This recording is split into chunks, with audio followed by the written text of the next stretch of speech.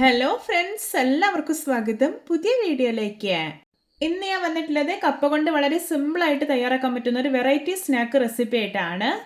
തട്ടുകട സ്പെഷ്യൽ ആയിട്ടുള്ള നല്ല മുരിഞ്ഞ കോഴിക്കാലാണ് കേട്ടോ ഇന്നിവിടെ ഉണ്ടാക്കാൻ പോകുന്നത്. വീഡിയോ കണ്ടിട്ട് ഇഷ്ടപ്പെടുവാണെങ്കിൽ ലൈക്ക് ചെയ്യുക, ഷെയർ ചെയ്യുക, കമൻറ്റ് ചെയ്യുക, ചാനൽ സബ്സ്ക്രൈബ് ചെയ്യാനും മറക്കരുത്. പിന്നെ ഫേസ്ബുക്കിലൂടെയാണ് വീഡിയോ കാണുന്നതെങ്കിൽ പേജ് ഫോളോ കൂടി ചെയ്യണേ. അപ്പോൾ നമുക്ക് നേരെ വീഡിയോയിലോട്ട് പോവാം. സ്നാക്ക് ഉണ്ടാക്കാൻ വേണ്ടിയിട്ട് ഞാനിവിടെ 500 ഗ്രാം കപ്പയാണ് എടുത്തിട്ടുള്ളത്. ഞാനിത് ക്ലീൻ ചെയ്തതിന് ശേഷം ഇതുപോലെ നീളത്തിലൊന്ന് മുറിച്ചെടുത്തിട്ടുണ്ട്. നല്ല പോലെ കനം കുറച്ച് മുറിക്കരുത്, കുറച്ച് കട്ടിയോടെ വേണം മുറിച്ചെടുക്കാനായിട്ട്. ഇനി ഇതിലോട്ട് 1 ടേബിൾ സ്പൂൺ കാശ്മീരി മുളക് പൊടി, 1 table spoon red chilli powder, 1/2 teaspoon മഞ്ഞൾപ്പൊടി, 1/2 ടീസ്പൂൺ കുരുമുളക് പൊടി, 1/4 ടീസ്പൂൺ ഗരം മസാല, 1 ടീസ്പൂൺ ഇഞ്ചി വെളുത്തുള്ളി പേസ്റ്റ്, ആവശ്യത്തിന് ഉപ്പ് ഇട്ടുകൊടുക്കാം. ഇനി ഇതിലോട്ട് 10 ടേബിൾ സ്പൂൺ കടലപ്പൊടിയും 5 ടേബിൾ സ്പൂൺ വറുത്ത അരിപ്പൊടി കൂടെ ഇട്ടുകൊടുക്കുന്നുണ്ട്.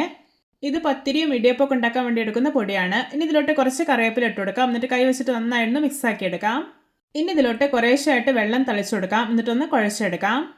അധികം ബലം കൊടുത്ത് കുഴച്ചെടുക്കാൻ നിൽക്കരുത്, അപ്പോൾ ഈ കപ്പയൊക്കെ പൊട്ടിപ്പോവും. ഇപ്പോൾ ഇത് നല്ല പെർഫെക്റ്റ് ആയി തന്നെ കുഴച്ചെടുത്തിട്ടുണ്ട്. ഇനി ഇതൊരു ഹാഫ് അവർ റെസ്റ്റ് ചെയ്യാൻ വേണ്ടിയിട്ട് അടച്ചു വയ്ക്കാം.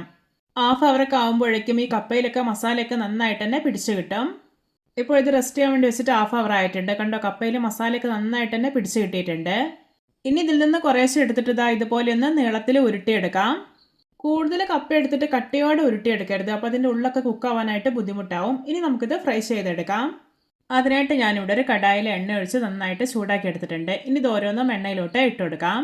എണ്ണ തിളച്ച് കഴിഞ്ഞാൽ പിന്നെ ഒരു മീഡിയം ഫ്ലെയിമിൽ വെക്കണം. എന്നിട്ട് വേണം ഇത് ഫ്രൈ ചെയ്തെടുക്കാനായിട്ട്. അപ്പോൾ ഇതിൻ്റെ ഉള്ളൊക്കെ നല്ല പെർഫെക്റ്റ് ആയി തന്നെ കുക്കായി കിട്ടുള്ളൂ. അപ്പോൾ കപ്പയും വളരെ കുറഞ്ഞ ചേരുവകൾ ഉണ്ടെങ്കിൽ വളരെ സിമ്പിളായിട്ട് ഉണ്ടാക്കിയെടുക്കാൻ പറ്റുന്ന ഒരു വെറൈറ്റി സ്നാക്ക് റെസിപ്പിയാണിത്. എല്ലാവരും ഇതുപോലെ ഒന്ന് ഉണ്ടാക്കി നോക്കണേ.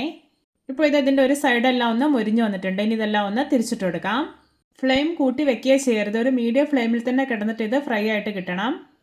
ഇപ്പോൾ ഇതിൻ്റെ രണ്ട് സൈഡ് നന്നായിട്ട് മുരിഞ്ഞ് നല്ലൊരു ബ്രൗൺ കളറായി വന്നിട്ടുണ്ട്. അപ്പോൾ ഇത് പാകമായിട്ടുണ്ട്. ഇതിനെ എണ്ണയിൽ നിന്ന് കോരി മാറ്റാവുന്നതാണ്. ഇത് നമ്മുടെ രുചികരമായിട്ടുള്ള വെറൈറ്റി ആയിട്ടുള്ള കോഴിക്കാൽ റെഡി. നോക്കിയേ, കാണുമ്പോൾ തന്നെ കൊതി വരുന്നില്ലേ? ഒട്ടും എണ്ണയൊന്നും കുടിക്കാത്ത നന്നായിട്ട് മുരിഞ്ഞിട്ടുള്ളൊരു സ്നാക്കാണിത്. നിങ്ങൾക്ക് എന്തായാലും ഇഷ്ടപ്പെടും. ഇത് ഉണ്ടാക്കിയിട്ട് നല്ല ക്രിസ്മസോടെ തന്നെ കഴിക്കണം കേട്ടോ, അപ്പോഴാണ് റിയൽ ടേസ്റ്റ് ഉണ്ടാവുന്നത്. അപ്പോൾ എല്ലാവർക്കും എൻ്റെ വെറൈറ്റി ആൻഡ് ടേസ്റ്റി കോഴിക്കാൽ റെസിപ്പി ഇഷ്ടപ്പെട്ടെന്ന് വിചാരിക്കുന്നു. ഇഷ്ടപ്പെട്ടാൽ സപ്പോർട്ട് ചെയ്യാൻ മറക്കരുത്. അപ്പോൾ ഇതുപോലെയുള്ള വെറൈറ്റി വീഡിയോകളായി നമുക്ക് വീണ്ടും കണ്ടുമുട്ടാം. Okay, bye bye.